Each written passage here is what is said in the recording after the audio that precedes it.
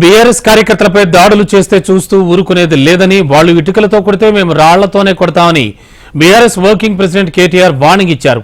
Achampet parliament ఎన్నికల సన్నాహక సమావేశంలో కేటీఆర్ పాల్గొన్నారు. సీఎం రేవంత్ రెడ్డిపై నిప్పులు చెరిగారు. రేవంత్ రెడ్డి సీఎం అవుతాడని కాంగ్రెస్ ముందే చెప్పి ఉంటే ఆ పార్టీకి 30 సీట్లు కూడా రాకపోయావన్నారు. రేవంత్ సొంతూరు కొండారెడ్డిపల్లిలో కూడా కాంగ్రెస్ అధికారంలోకి వస్తుందని ఎవరూ అనుకోలేదన్నారు. అందుకే అందుకోవడానికి సాధ్యం కాని ఆచరణ సాధ్యం కాని హామీలన్నీ ఇచ్చారని, ఓట్లు వేసిన ప్రజలు ఇప్పుడు బాధపడుతున్నారని కేటీఆర్ అన్నారు. తాటాకు చప్పుళ్లకు భయపడద్దు. నేను ఒకటే అంటున్నా, దాడులు చేస్తారు.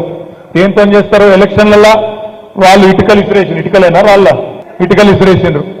మనం కూడా కొన్ని రోజులు చూస్తాం. వాళ్ళు ఇటుకతో కొడితే రాళ్లతో కొట్టే రోజులు కూడా తొందరలో ఉన్నాయి.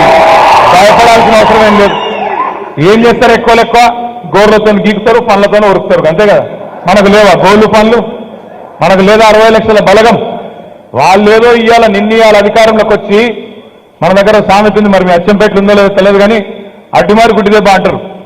అడ్డిమారి గుడ్డిదెబ్బ అంటారు. ఇక్కడ కూడా అడ్డిమారి గుడ్డిదెబ్బ అన్నట్టు అనుకోకుండా అధికారంలోకి వచ్చింది తప్ప కొండారెడ్డిపల్లిలో కూడా నమ్మలేవాడు. రేవంత్ రెడ్డి ముఖ్యమంత్రి అవుతాడని ముందే చెప్పింటే కాంగ్రెస్ పార్టీకి 30 సీట్లు కూడా రాకపోతుండే.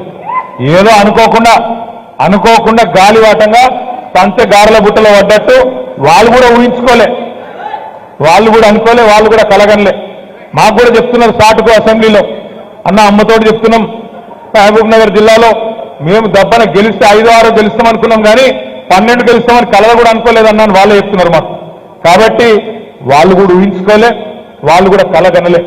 అందుకే అసెంబ్లీ ఎన్నికలకు ముందు ఇష్టం వచ్చిన వాగ్దానాలు ఇచ్చింది. ఏమన్నారు?